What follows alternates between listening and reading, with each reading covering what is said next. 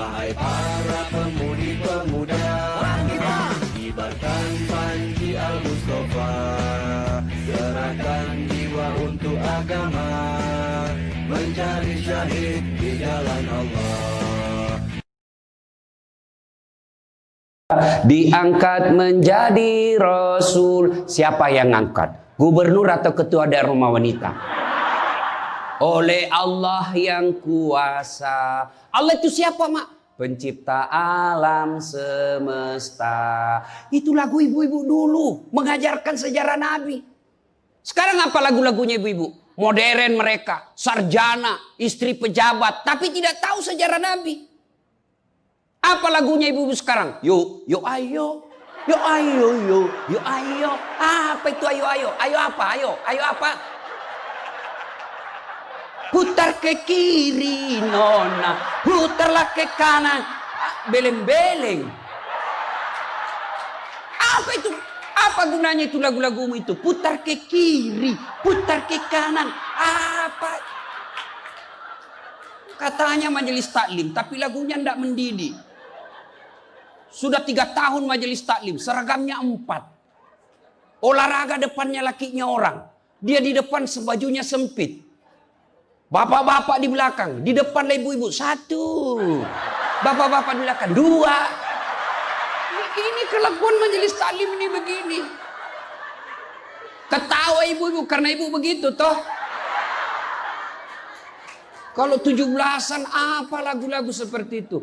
Mesti dari kecil sejarah Nabi kita ceritakan. Itu dulu ibu saya kepada saya. Sekarang kepada anak saya bikinkan lagu supaya dia tahu anak Nabi. Anak saya namanya Cek, saya ajari. Cek, nah nyanyi nak. Anak-anak Nabi ada 7 orang. 3 laki-laki, 4 perempuan. Pertama Qasim, Abdullah, Ibrahim, Zainab, Rutkaya, Ummu Kalsum, Fatimah. Ibunya bernama Siti Aminah. Ayahnya bernama Abdullah. Kakeknya bernama Abdul Muthalib. Pamannya bernama Abu Thalib. Ibu baru tahu toh 7 anak Nabi? Ya. Berapa laki-laki? 3. Berapa perempuan? Anak pertama? Qasim. Coba. Ini dari sini kita tahu lagu. Maka ibu harus pandai-pandai mendidik anak. Memperkenalkan sejarah Nabi. Supaya mereka cinta kepada Nabi. Maka ini tujuannya maulid. Bukan kita mau bid'ah. Sekarang ada juga baru belajar agama 2 bulan. Itu pun melalui YouTube. Seolah-olah dialah menjadi panitia hari kiamat. Ini maulid bid'ah. Tidak ada pada zaman Nabi. Tidak ada pada zaman sahabat. Pada tabi'in. Tidak ada semua itu. Saya bilang bos memang tidak ada pada zaman Nabi. Tidak ada pada zaman sahabat. Kenapa? Mereka hidup sesama dengan Nabi. Mereka lihat Nabi. Segar ikatan mereka soal Nabi. Mereka tahu sejarah Nabi. Jadi tidak perlu dituturkan. Sekarang kita sudah 1400 tahun yang lalu. Banyak umat Islam. La ilaha illallah. Muhammad Rasulullah. Tapi dia tidak tahu siapa anaknya Nabi. Maka perlu kembali diingatkan. Jadi kalau orang mau maulid hargai. Jangan malah dibilang sesat. Masuk neraka, nenekmu punya neraka. Yang paling enak, yang tidak mau maulid silahkan. Tidak usah.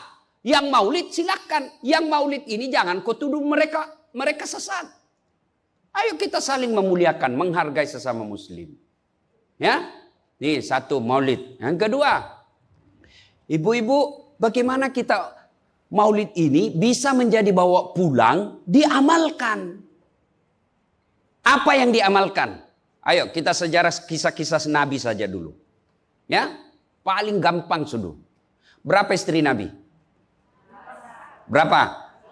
Ini ibu biar tahu enggak mau duga dia jawab ini. Berapa? 11. Coba lihat. Istri pertama namanya Khadijah. Tua berapa tahun? 15 tahun lebih senior dari Nabi. Sebelum menikah dengan Nabi, beliau paling kaya di Mekah. paling kaya di Mekah. Menikah dengan siapa? Muhammad bin Abdullah. Pegawainya waktu itu, karyawannya. Lalu Khadijah selalu cerita-cerita kelebihan Muhammad kepada asistennya. Namanya Nafisah. Asistennya, dia selalu cerita. Ini Muhammad baik, jujur, kinerjanya bagus, disiplin, sopan ngomong, nguntung juga baik. Nafisah paham. Oh, bunda ini senang sama Nabi Muhammad. Waktu itu belum jadi Nabi. Akhirnya apa? Nafisah jadi tim sukses. Tapi bukan tim sukses pilkada. Disuruh bikin baleho 10, cuma 5 dia bikin. Hilang 5.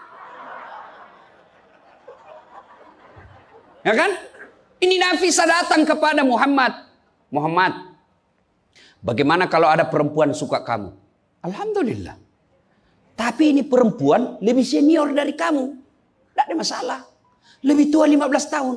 Tidak ada masalah. Tapi dia sudah 2 kali janda. Tidak jadi masalah. Tapi dia bosmu. Tidak jadi masalah. Yang jadi masalah, benar tidak dia senang sama saya? Kata Nafisah, tenang mas bro. Saya punya urusan. Jangan lagi cari dah hadis mas bro. Tidak ada. Lalu datanglah Nafisah kepada Khadijah. Bunda, bagaimana menurut bunda kalau ada laki-laki senang bunda? Alhamdulillah, terbuka jodoh. Tapi ini lebih muda dari bunda. Tidak jadi masalah. Lebih muda 15 tahun. Tidak jadi masalah. Tapi dia anak buahnya. Tidak jadi masalah. Yang jadi masalah, benar tidak dia senang sama saya? Kata Nafisah, tenang bunda, saya punya urusan. Ini namanya tim sukses yang tidak mempermalukan kedua belah pihak. Coba kalau Nafisah mau memanfaatkan situasi. Maka dia datang kepada Muhammad. Muhammad, dia suka kok bos. Tenang aja, ambil semua hartanya. Dia terlalu senang sama kamu. Nafisah kan tidak. Berarti ibu-ibu jaga perasaan orang. Jaga harga diri orang. Jangan permalukan orang. Meskipun ibu tahu ada aib dalam dirinya. Ini penyakitnya ibu-ibu. Apa? Tukang gosip. Ini. Duduk-duduk begini, damai tapi gersang. Oh, coba lihat siapa duluan pulang, dia jadi ibu cawan. Jadi gini Pak Gubernur itu dia duduk-duduk itu. Dia enggak cerita tapi apa? Dia mulutnya enggak ngomong tapi bibirnya dong. Memang fitrahnya. Apa begitu orang sini? Bukan cuma di sini. Orang Amerika juga tukang gosip perempuannya. Fitrahnya. Maka Nabi katakan kalau perempuan mau selamat, jaga mulutnya, aman dia masuk surga. Cuma kan gampang sekali kita gosip. Lewat teman kita. Apa? Nggak serasi kudungnya sama roknya. Dia bilang iya. Lipstiknya palsu. Kenapa kau tahu? Melengket di giginya. Semua mau diurus. Iya kan? Ini penyakit kita. Semua mau diurus. Ustadz aja dia gosip. Itu juga bajunya waktu di YouTube. Saya dengar tadi dilewat tadi saya dengar. Itu juga bajunya waktu di YouTube. Astagfirullah. Inilah penyakit ibu-ibu. Ibu. Mau gampang masuk surga? Ketika Nabi Isra Mi'raj kan dibawa jalan-jalan masuk surga. Subhanallah. Alhamdulillah. Banyak perempuan dalam surga. Begitu Nabi dibawa lihat neraka. Nauzubillah min zalik. Ya Allah ampuni hambamu. Ya Allah ampuni umatku. Ya Allah. Kenapa? Perempuan ternyata lebih banyak dalam neraka. Ditanya kenapa bisa begitu? Ada 2 kelemahan perempuan. 1, tidak mampu menjaga suaminya. Tidak mampu mengurus suaminya. Dan yang kedua tidak mampu menjaga lisannya. Jadi kalau ibu mampu menjaga lisan, aman. Itulah gunanya masker. Supaya ibu semua mau diurusin. Iya kan penyakit kita. Ya, Bu. Maka bertanyalah ibu-ibu di Makassar. Ustadz yang saya cerita ini kan benar. Memang begitu sifatnya Ustadz. Itulah benarnya namanya ghibah. Tidak boleh kita cerita kejelekan orang.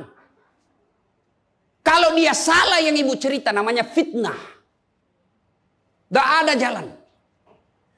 Ayuhibbu ahadukum, kata Allah, sukakah kamu memakan bangkai sesamamu manusia? Maka berhenti cerita kejelekan orang. Jadi gimana solusinya, Ustaz? Ketika datang orang cerita, Bu, katanya, na'udzubillah min zalik, kita berlindung kepada Allah dari keburukan itu, Bu. Belum tentu suami kita lebih baik dari dia. Berhenti itu. Cuma kan enggak kita.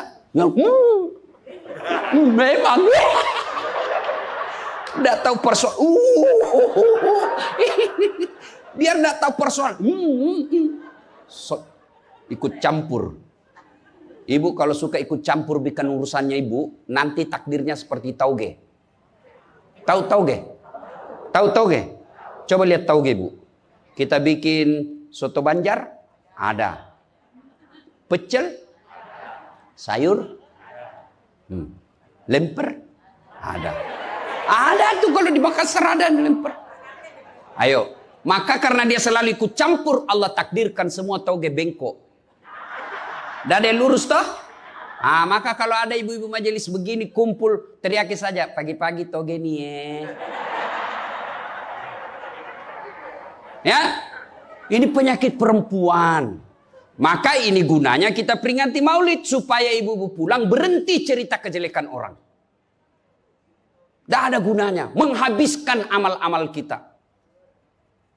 Nabi pernah kumpul para sahabat dan bertanya, atadruna manil muflis? Saudara-saudara sekalian, kau tahu siapa yang bangkrut nanti di akhirat? Mereka tidak sholat ya Rasul, dia sholat. Yang tidak puasa ya Rasul, dia puasa. Yang tidak haji ya Rasul, dia haji. Yang tidak bayar zakat ya Rasul, dia zakat sedekah. Kalau begitu siapa yang bangkrut ya Rasul? Jarusu wa khati'ur rahim. Tetangga yang jahat sama tetangganya dan yang suka memutuskan tali persaudaraan. Dan salah satu jahat sama tetangga dan memutuskan tali persaudaraan adalah mereka suka menceritakan kejelekan orang. Adakah orang yang senang dicerita kejelekannya? Ada? Ada? Ada, Ibu?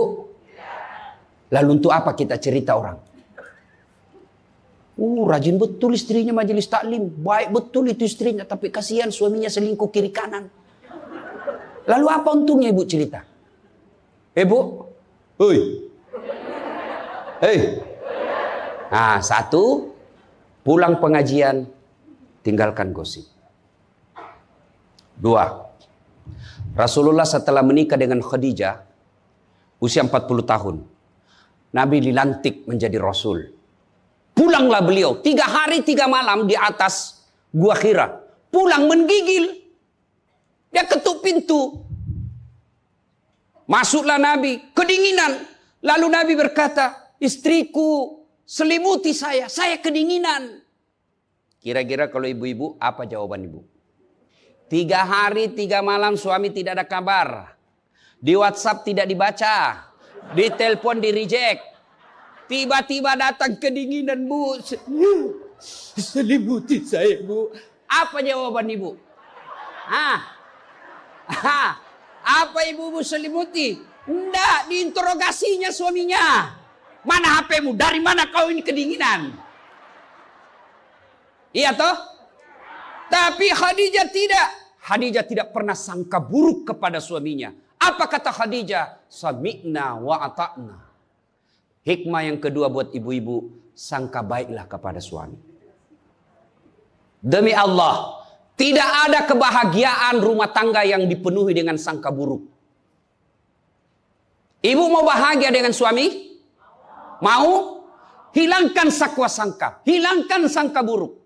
Telepon suami tidak dijawab pagi-pagi, sangka baik. Oh, berarti suami saya lagi sholat duha. 1 jam kemudian ditelepon, belum dijawab juga. Oh, berarti suamiku lagi meeting dengan gubernur. Telepon lagi siang-siang tidak jawab. Oh, berarti suamiku lagi sholat berjamaah di masjid. Sore ditelepon tidak dijawab-jawab. Oh, berarti suamiku dia lupa handphonenya. Tiba-tiba sore masuk WhatsApp teman kita. Saya lihat suamimu bonceng cewek, cantik betul. Oh, berarti suami saya lagi nge-grab.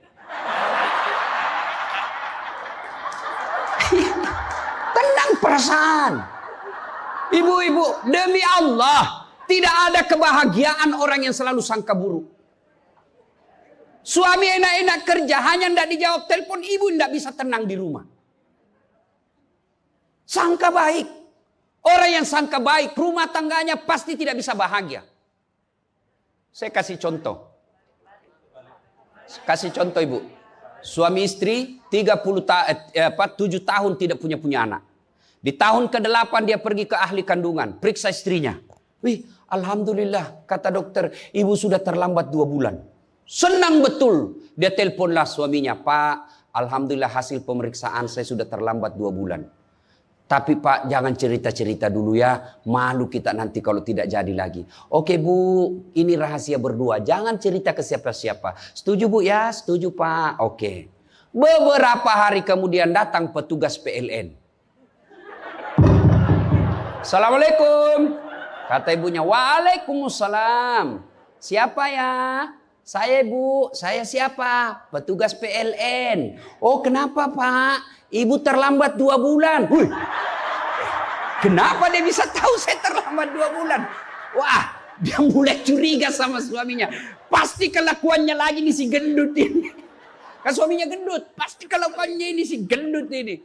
Pulang suaminya capek. Di jalan macet, kehujanan. Baru buka pintu. Memang kau pembohong gendut. Apalagi ini pembohong. Orang capek. Pembohong gendut. Apa? Kenapa itu PLN tahu saya terlambat 2 bulan? Pasti kau yang cerita. Bukan saya. Kenapa? Wah, suaminya juga marah digendut-gendutin. Dia datang ke PLN. Ada apa kau tahu-tahu istriku terlambat 2 bulan? Dia bilang ini ada catatannya Pak. Kau hapus ini. Ya boleh Pak. Tapi Bapak bayar dulu. Kalau saya tidak mau bayar. Ya terpaksa punyanya Bapak diputus. Kalau punya aku diputus, apa dia pakai istri saya di rumah? Dia terpaksa pakai lilin.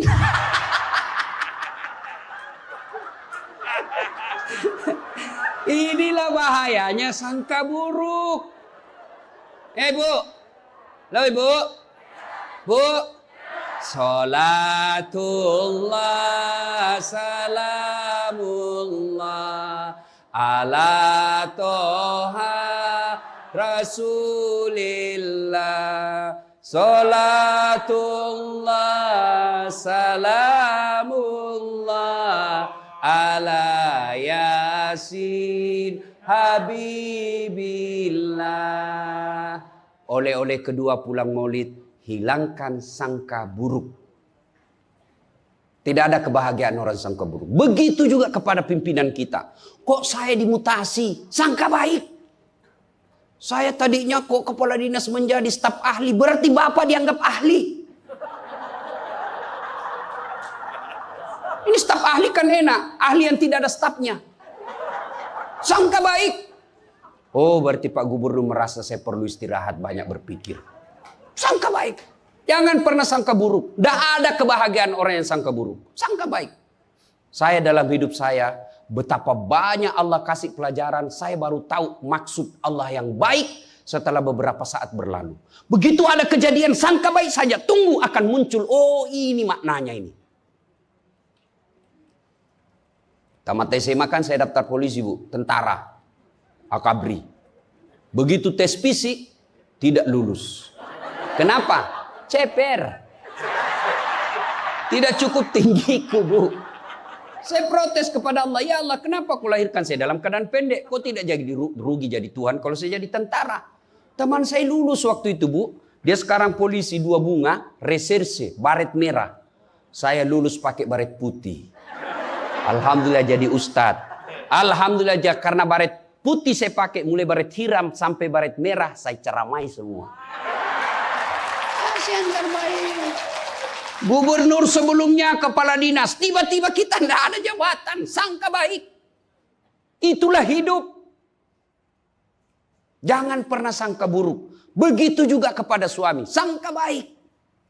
Tidak ada ketentraman bagi rumah tangga yang selalu disertai sangka buruk. Dan ibu enaknya jadi istri karena ibu tidak tanggung dosanya suami. Saya bilang sama istri saya, mama nyecek.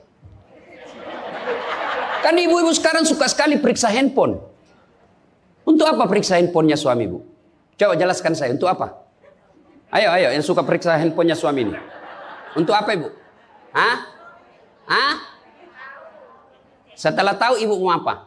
Ternyata besok-besok ada masalah yang tidak menyenangkan hatimu, apa yang kamu lakukan? Mau diceraikan, saya ceraikan kamu. Daripada kau menderita mendampingi saya, sudah, kita selesaikan baik-baik. Dan kau tidak mungkin. Kuceraikan kau pagi, sore saya sudah dapat. Nah sekarang apa maumu? Sakit hati aja. Ayah. Dan hebatnya perempuan Islam, kalian tidak menanggung dosanya suami. Kalian tidak akan menanggung dosa suami. Ya, beda kalau laki-laki. Kalau laki-laki, dosa istri kita tanggung. Kalau suami menanggung dosa istri. Istri tidak pakai jilbab, istri tidak sholat, istri tidak puasa, istri tukang gosip, istri suka keluyuran. Suaminya ditanggung dosanya nanti. Ku ampusakum wa ahlikum nara. Beda istri. Suami pezina, suami koruptor, suami narkoba, suami penjudi, suami tukang tipu. Ibu tidak tanggung dosanya suami. Itulah enaknya jadi perempuan Islam.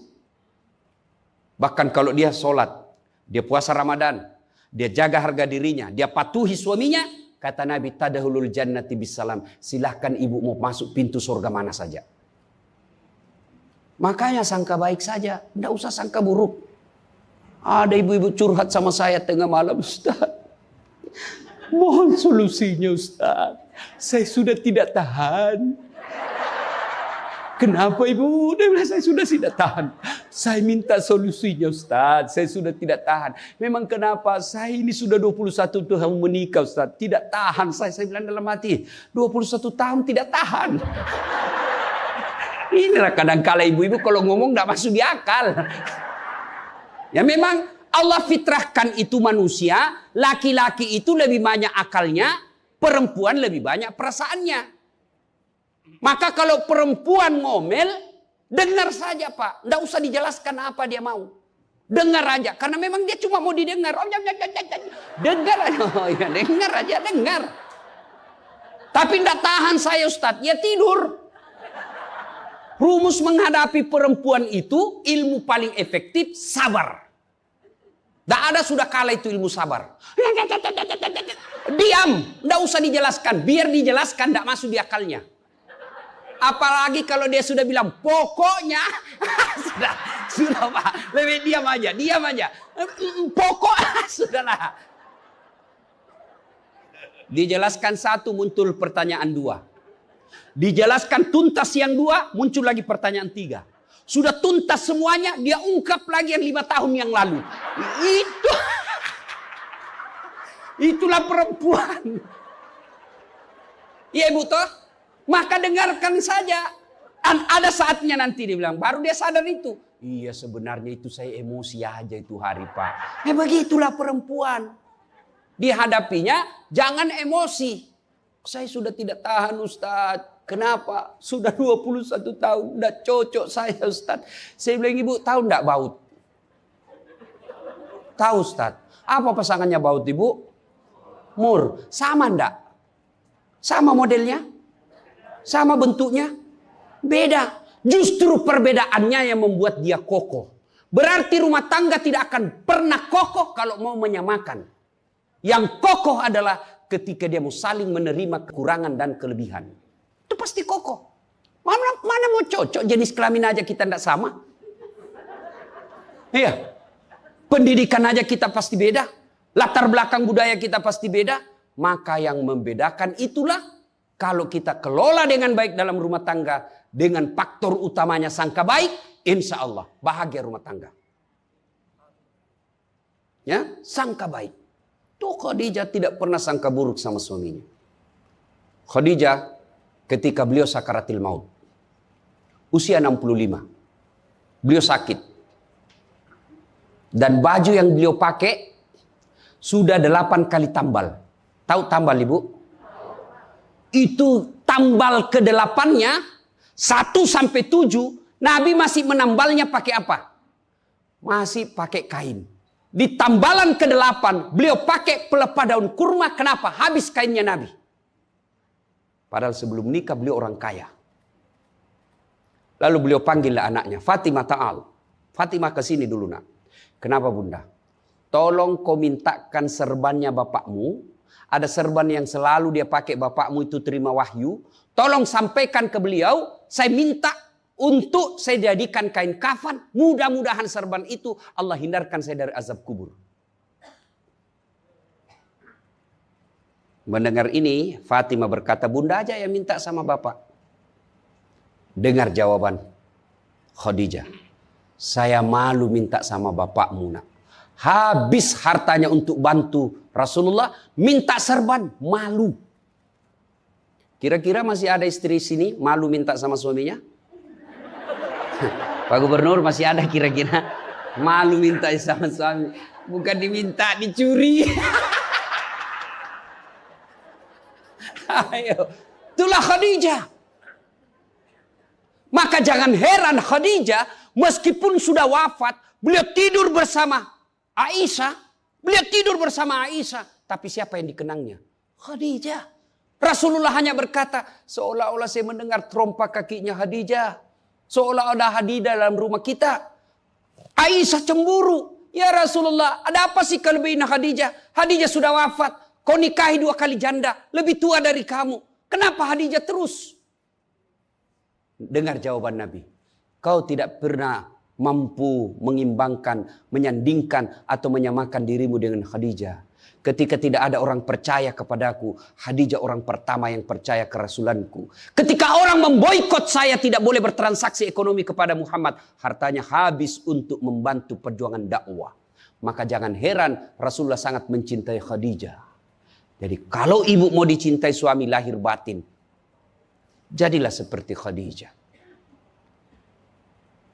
Bukan karena cantiknya, bukan karena kayanya, tapi kebersihan hatinya Khadijah. Kita itu laki-laki kan tergantung perempuannya. Kalau perempuannya baik, akhlaknya baik, tidak mungkin tergoda suami. Ibu mau? Suami tidak macam-macam mikirnya. 3 aja resepnya. Pegang ini, kau kuasai suamimu. 1, buat matanya senang. Artinya apa? Ibu penampilan cantiklah di depan suami. Kalau suami senang selalu pakai baju merah, pakai itu baju merah tiap hari. Kalau suami senang warna-warna emas, pakailah itu tiap hari. Ya. Tapi saya tidak senang warna begini, Ustaz. Bukan untuk ibu, tapi untuk menyenangkan suami. Dandannya seorang istri, menyenangkan hati suami, itu ibadah buat seorang wanita. Yang kedua, buat perutnya senang. Bagaimana caranya? Bikinlah masakan kesenangan suami. Kalau tidak bisa tiap minggu, sekali sebulan. Ketika terima gajinya suami, terima honornya suami, ya WhatsApp suami, SMS suami, telepon suami. Bang, jangan makan di luar hari ini. Hari ini saya masak spesial buat abang. Masakan kesenangan saya sudah siapkan di rumah bang. Aman bang, jangan makan di luar. Ini hari spesial buat abang. Senang kita jadi suami. Itu saya kalau terima SMS WhatsApp begitu, mamanya C di rumah dia goreng baru dia kirim. Rasanya kita mau cepat pulang. Ibu pernah WhatsApp suaminya begitu? Paling di WhatsApp, bang jangan lupa singgah beli telur. Bang habis gas.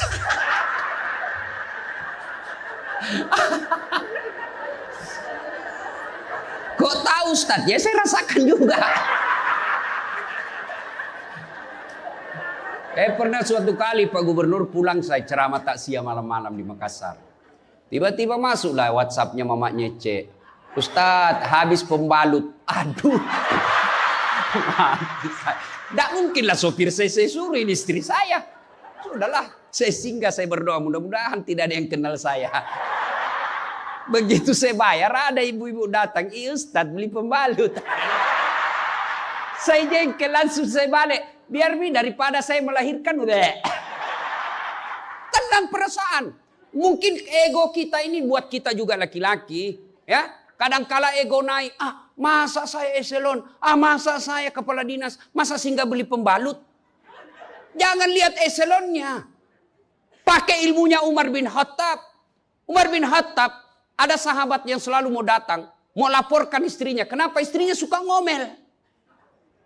Maka dia berharap Umar panggil istrinya supaya dinasehatin. Begitu dekat dengan Umar bin Khattab, dekat dari rumahnya Umar, dilihatnya Umar juga dimarahi sama istrinya. Balik dia bilang, Pak Umar aja dimarahin. Balik besok ketemu. Ya Amirul Mukminin, presiden lah waktu itu. Saya lihat kemarin Anda istri ngomel-ngomel, Anda senyum saja. Dengar ini jawaban bapak-bapak ini, para pejabat nih yang hadir. Dengar apa jawaban Umar. Begitulah cara saya berterima kasih kepada istriku yang telah hamil, melahirkan, dan menyusui anak saya. Coba, hilang itu emosi Pak, hilang itu harga diri. Kalau kita sudah ingat bagaimana susahnya itu ibu melahirkan, hamil. Masih ingat ibu-ibu waktu hamil? Masih? Ada ndak enaknya itu orang hamil? Untung saya ndak pernah hamil. Oh, coba ibu-ibu kalau hamil, jalan aja setengah mati. Aduh, sudah mau mau duduk aja, mana ada ibu hamil langsung duduk aja. Udah standar samping dulu itu kasihan. Iya ibu, ya benar. Kalau kita laki-laki paling ngidam. Ustaz, apa doanya berhenti ngidam istri? Ngidam apa istrimu? Nanti dia bisa tidur kalau dilihat saya di atas lemari Pak Ustaz. Jadi kalau istrinya mau tidur jam 10, setengah 10 sudah di atas lemari. Saya berarti kau dongo-dongo itu dikasih kerja di konsumsi. Yang kedua kata Umar, begitulah cara saya berterima kasih kepada istriku yang telah melahirkan anak saya. Masih ingat waktu melahirkan? Masih? Ada ndak ibu-ibu melahirkan senyum? Ada? Mentang-mentang istri gubernur keluar sayang. Setengah mati juga biar istri gubernur. Nggak ada. Itulah susahnya jadi perempuan. Maka ketika suami disuruh sama istri, bayangkan sulitnya melahirkan. Yang ketiga kata Umar, begitu cara saya berterima kasih yang telah menyusui anak saya. Masih ingat waktu menyusui? Masih? Terutama waktu tumbuh giginya.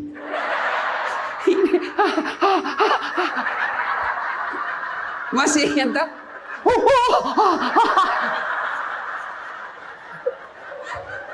Untuk saya tidak pernah rasakan. Bu kalau digigit kan mana dia ditinjau nanya, kok gigit saya? Tidak. Dia usap, lepas nak. Iya ibu? Iya. Iya. Iya. Siang anaknya, malam.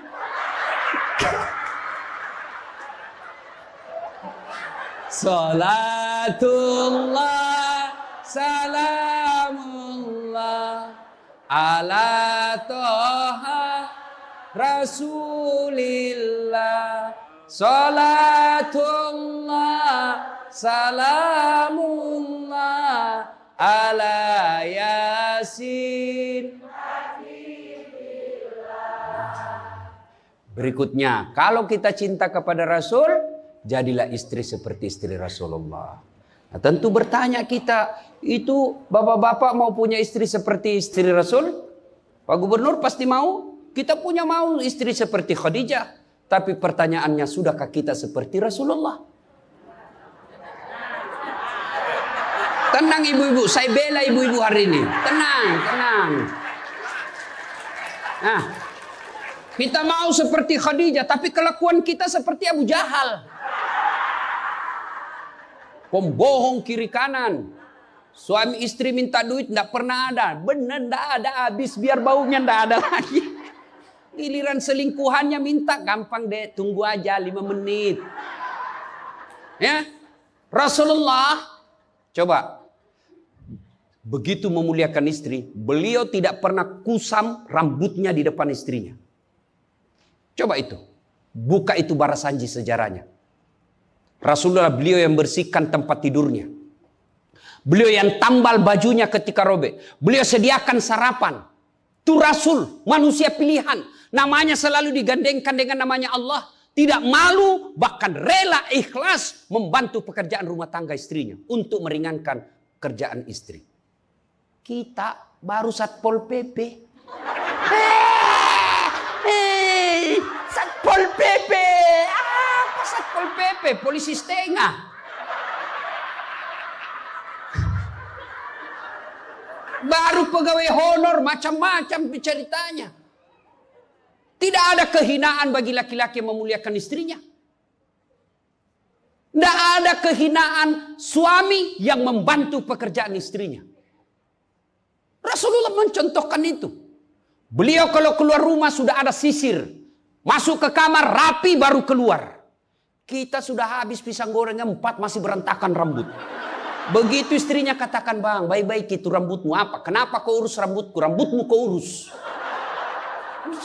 Itulah Rasulullah. Rasulullah subhanallah, dari 11 istri beliau tidak ada satupun yang dia panggil namanya. Beliau tidak pernah memanggil Khadijah. Beliau tidak pernah memanggil Aisyah. Aisyah beliau panggil apa?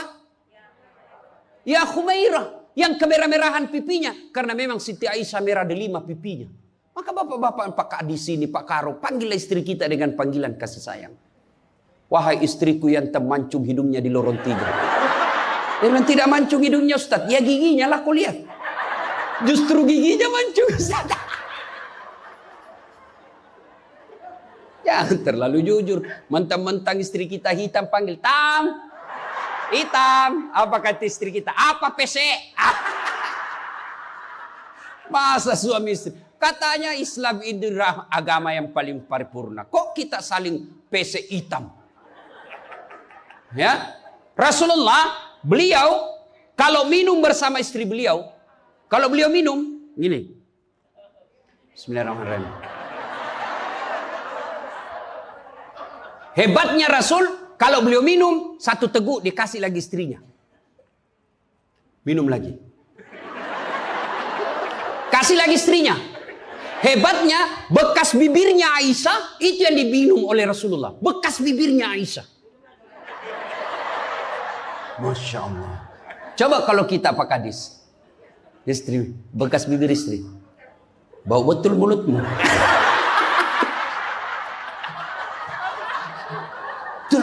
Maka kalau ibu bapak mencontoh Rasulullah, maka rumah tangga pasti bahagia.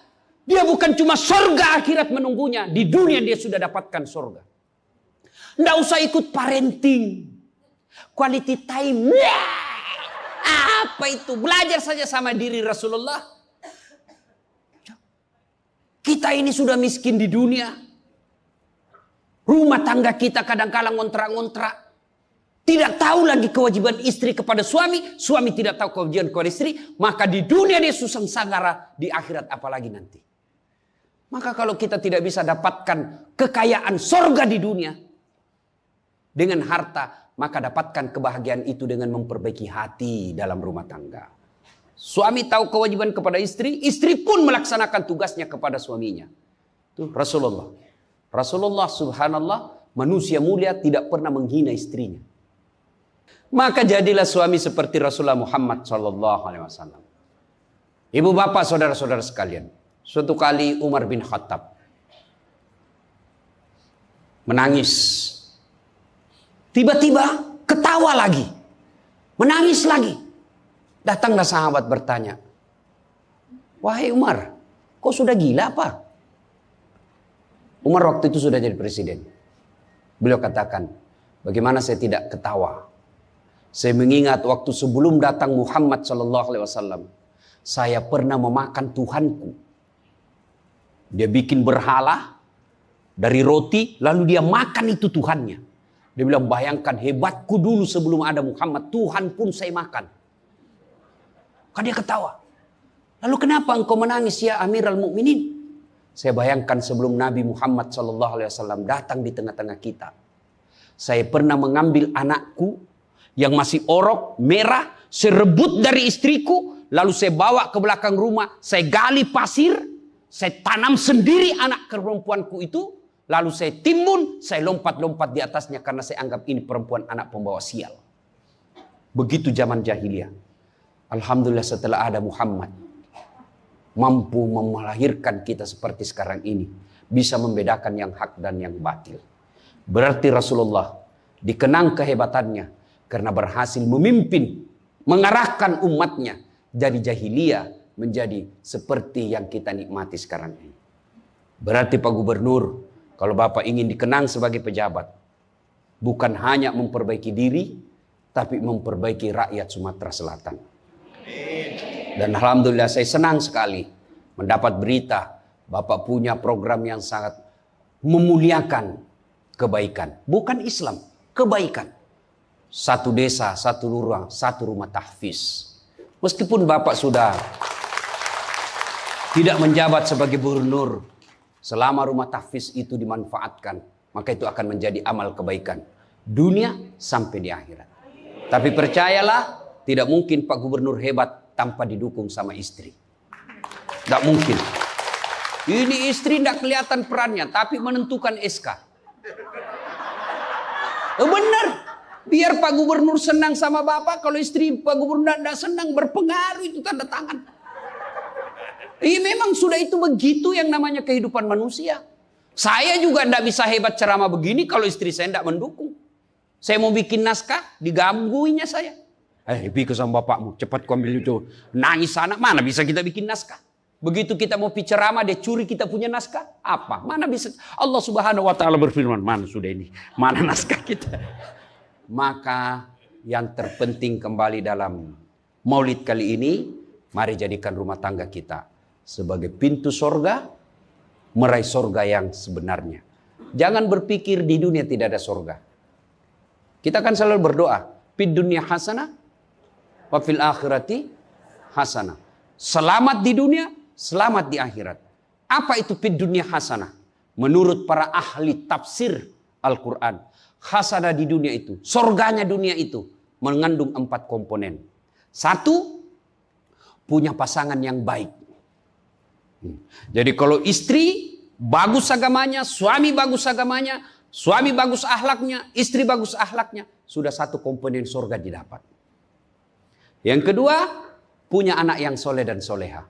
Tidak ada gunanya pangkat jabatan kalau anak kurang ajar. Ibu-ibu nih, kalau ibu meninggal siapa yang doakan? Suami. Tidak bakal, dia kawin lagi. Siapa yang doakan? Anak.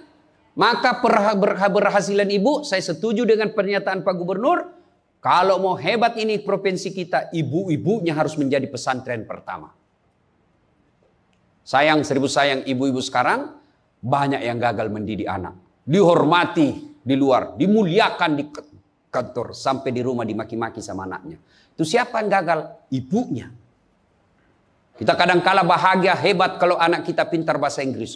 Hebat anaknya Ustadz, pintar bahasa Inggris. Apa hebatnya? Banyak yang bisa begitu. Masa banyak Ustadz? Ya sudahlah, ke Inggris lihat itu anak-anak di sana. Anak-anak di sana semua pakai bahasa Inggris, Bu. Memangnya kalau ibu nanti meninggal, anak berdoa pakai bahasa Inggris? Oh my God. Please help me my mother. Enggak. Pasti pakai bahasa Pado. Kepado, lindungi lo. Pasti. Ya, maka ibu-ibu didik anak. Yang ketiga komponen punya surga dunia, apa itu? Punya harta yang bermanfaat, bukan harta yang banyak. Mana harta yang bermanfaat? Harta yang banyak digunakan orang lain menjadi amal soleh-soleh, amal jariah. Bu-ibu nih, yang punya emas berlian, cincin. Ayo ibu, kalau ibu meninggal siapa yang punya itu? Siapa?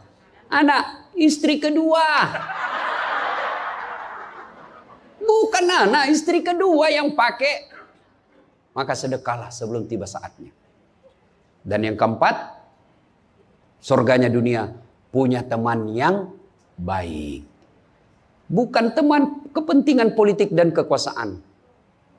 Teman yang baik itu meskipun kita sudah pensiun masih baik sama kita. Meskipun kita sudah miskin masih baik sama kita. Itulah teman yang baik. Dan nerakanya dunia ketika kita punya jabatan. Banyak teman kita. Pas kita hilang jabatan semua menjauh dari kita. Itu nerakanya dunia. Nah ibu bapak saudara-saudara sekalian. Mari mewujudkan ini melalui maulid. Maulid ini tidak ada guna kalau kita pulang tidak diamalkan. Minimal amalkan dengan menjadi suami yang baik. Dan istri yang baik. Terakhir. Kalau kita mencintai Rasulullah, maka kita ikuti sunnah-sunnahnya. Apa sunnah? Yang gampang-gampang, tidak usah berat-berat. Mulai hari ini, oleh-oleh khusus ibu, kapan dan dimanapun selalu ada wudhu. Coba ibu amalkan. Bapak-bapak pegawai, bapak mau pergi kerja wudhu dulu. Mau pergi jemput anak, wuduk dulu. Mau pergi pengantin, wuduk dulu. Mau pergi kemana saja, ikuti Pak Gubernur yang katanya tidak ada liburnya. Ya, sudah ikuti dengan ada wuduk. Orang yang selalu ada wuduknya, innallaha yuhibbut tawwabina wa yuhibbul mutattakhirin. Dicintai oleh Allah Subhanahu wa taala. Ibu bapak saudara-saudara sekalian, banyak yang ingin kita sampaikan, tapi waktu jualah yang membatasi kita. Insya Allah lain waktu dan kesempatan kita akan lanjutkan.